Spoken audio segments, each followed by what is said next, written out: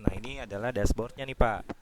Jadi itu dashboardnya ini ada penjualan, penjualan tuh di sini, toko online, karyawan, keuangan gitu ya. Ini kalau di Advan nih ada nih keuangan.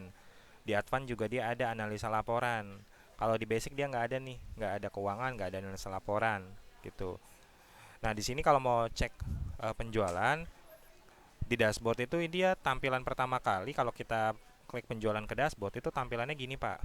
Hari ini misalkan masih nol gitu ya, tapi kalau misalkan kita tarik 1 bulan, ya dia ada transaksinya gitu, grafiknya, penerimaan, produk, transaksi gitu. Nah ini ada metode pembayarannya apa aja, produk terlaris gitu kan ya, apa aja, seperti itu. Kalau mau terperinci kita ada di laporan. Laporan ini terbagi ada tiga: laporan penjualan, laporan karyawan, laporan settlement. Laporan penjualan ini ada 28 macam jenis laporan Pak, lengkap semuanya dari ringkasan penjualan, detail penjualan, penjualan outlet, harian, kategori, departemen, produk, ekstra, sampai terus ke bawahnya itu laporan pajak, laporan tutup kasir, laporan pelanggan gitu. Itu lengkap semuanya Pak. Seperti itu di laporan ya. Kalaupun misalkan kita klik detail penjualan, nah ini dari 28 macam jenis laporan ini semuanya bisa diekspor laporannya ke Excel ya Pak. Gitu. Jadi dia nggak hanya tersimpan di Majo, jadi dia bisa terimport atau terekspor di Excel. Jadi Bapak bisa cek by Excel juga buat jadi rekapan per kuartalnya dari usahanya Bapak gitu. Nah, contohnya seperti ini nih Pak tuh dia. Terus ada lagi laporan karyawan. Nah, ini kan nanti berkesinambungan sama absensi karyawannya Bapak. Capsternya pasti kan absen ya. Kalau capsternya absen tuh nanti dia tampilannya gini. Kalau di Advan dia ada fotonya Pak. Jadi nama karyawannya siapa, waktu masuknya, waktu pulangnya, total jam kerjanya nanti akan terhitung.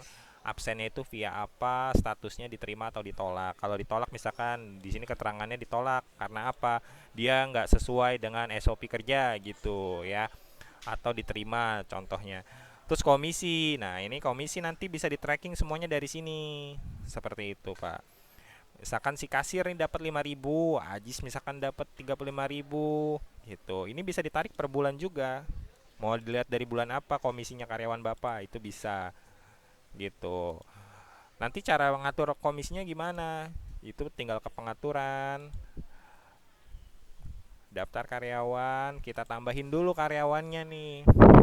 Karyawannya di sini kita tambahin, misalkan dia sebagai kasir kah, ya, hak aksesnya atau posisinya apa, capster kah, ini semua disetting nanti dari dashboard Pak. Gitu. Terus bagaimana cara bikin komisi gitu kan? Ini ada fitur komisi di sini di penjualan, terus di paling bawah tuh ada fitur komisi. Nah, ini tinggal bikin daftar grup komisi. Nah, daftar grup komisinya itu nanti bisa ditulis kebutuhannya ya Pak ya. Misalkan tipe komisinya ini buat karyawan Bapak apa?